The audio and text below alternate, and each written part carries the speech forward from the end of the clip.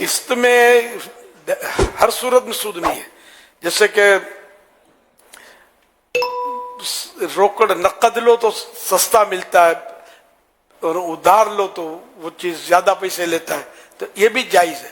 لیکن اب قسط کی جو ڈیٹ فکس ہوئی, اب یہ کہ ڈیٹ گزرنے کے بعد اس پر رقم مزید لیتے ہیں, تو یہ سود ہے نا.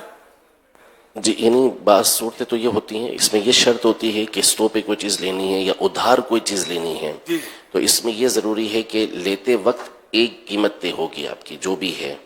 یہ 10,000 روپے کی ادھار میں آپ کو دی, ایک تو یہ طے ہونا ضروری ہے, دوسرا وقت طے ہونا ضروری ہے کہ اتنے وقت میں یہ پیسے واپس کر دے گا. اب اس کے اوپر اگر وہ پینلٹی لگاتا ہے کہ اتنے پیسے میں اوپر لوں گا, تو یہ ناجائز و حرام صورت ہوگی, ورنہ سود میں نہیں آئے گا.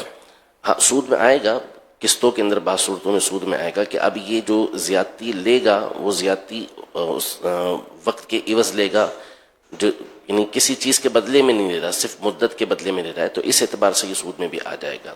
یہ ناجائز و حرام ہوگا کہ یہ شرط نہیں لگا سکتے کہ پیسے اگر لیٹ ہو گئے تو. سود جو ہے نا یہ قرضے پر نفع لیا جاتا ہے, یعنی اس کو اپنے یعنی کہ قرض دے کر اسے نفع اٹھانا, یہ سود کہلاتا ہے. ہاں, ایک صورت یہ سود کی, اور جو بھی اس کی ڈیٹیل. ویسے تو اس کی اصطلاحی تعریفات اپنی جگہ پر ہیں کہ وہ زیادتی کے جو عوض سے خالی ہو, مشروط ہو عقد میں, یہ ایک اصطلاحی تعریفات ہیں.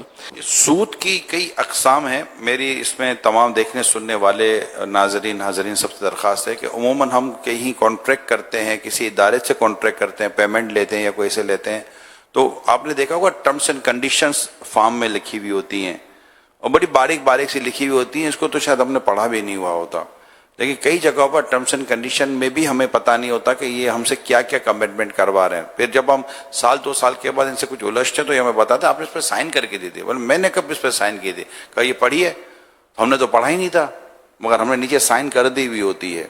تو اس طرح کے کبھی بھی کوئی ڈاکیومنٹ پہ اگر آپ کو سائن کرنی ہو نا, ٹھیک ہے, آپ کو نہیں سمجھ میں آتا ہے, مجھے نہیں سمجھ میں آتا, ان کی ٹرم سمجھ میں نہیں آتی, ہمیں انگلش سمجھ میں نہیں آتی, یہ اردو بھی عجیب و غریب باتوں کا لکھی ہوتی ہے, تو کسی تجربے کار آدمی سے پڑھا دیں اور کسی کی شرح رہنمائی لے لیں. بھائی میں اس پر سائن کرنے جا رہا ہوں, آپ اس کو ذرا دیکھ لیں, ایسا تو نہیں کہ میں پھنس جاؤں گا. ٹھیک ہے, بعض اوقات بندہ گناہگار نہیں ہوتا مگر اپنے ہاتھ کاٹ کر دے دیتا ہے بعض اوقات کہ یار یہ کیا میں نے سائن کر دی, تو ہمیں بعض اوقات نہیں پتا ہوتا. تو یہ ایک بات میں نے بیان کی ہے کہ جو بھی آپ کسی چیز میں کانٹریکٹ کرتے ہیں, کوئی ایگریمنٹ سائن کرتے ہیں یا کسی کو کوئی پاور دے رہے ہوتے ہیں واٹ ایور, تو کائنڈلی ایک بار خود پڑھ لیں یا اپنے کسی قابل اعتماد شخص سے اس کو پڑھوا کر سمجھ لیں, اس کے بعد سگنیچر کیا کریں. حج کے فارم میں بھی صحیح ہوتا ہے. حج کے فارم میں کچھ عہد و پیما ہوتے ہیں, وعدے وغیرہ, وہ ڈائریکٹ کو جہاں جمع کرا ہوتا ہے بینک والے یا جو بھی کاروان والے, اور یہ سب بھر دیتے ہیں, سائن لے لیتے ہیں. لیکن اس میں بھی بعض اوقات آدمی شاید گناہگار بھی ہوتا ہو کہ اس کو پتہ ہی نہیں, اس سے تو وعدہ کر دیا میں یہ کروں گا, تو کرتا تو نہیں, اس کو پتہ ہی نہیں کچھ یہ. اور بعض اوقات اس پر عمل کرنا ممکن نہیں ہوتا, ایسی شکیں بھی ہوتی ہے کہ اس کے لیے ممکن نہیں ہوتا.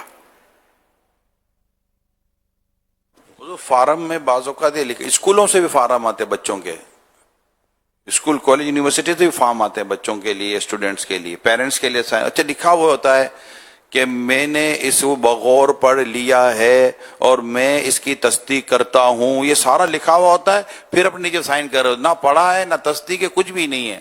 بچے آتے ہیں وہ کہتے ہیں ابو سائن کر دو, اب بیٹا کہاں سائن کرنی ہے, سائن کر رہا تھا. ابو پوچھتے بھی نہیں بیٹا کس چیز پر سائن کروا رہے ہو, چیک ہوتا ہو تو ابو کی بتی جلے نا, فارم پر کیا بتی جلے گی. تو یوں ہم ہر چیز پر سائن آنکھ بند کے کر دیتے ہیں. میرا مشورہ یہ ہے تمام حاضرین سے بھی اور ناظرین سے بھی, کسی بھی پیپر پر سائن کرتے وقت غور کر لیا کریں. سر حج فارم, ویزا فارم, جس پر بھی سائن کرتے ہیں نا, اس کو پڑھنا چاہیے. پڑھ نہیں سکتے تو کسی سے پڑھوا کر کو سمجھنا چاہیے کہ یہ کس چیز پر میں سائن کر رہا ہوں, ورنہ یہ کہ معاملہ الٹ پلٹ ہو ہی رہا ہوتا ہے, پتہ ہی کچھ نہیں ہوتا, کیونکہ ایزی لے رہے ہوتے ہیں. صلو علی الحبیب صلی اللہ علیہ وسلم.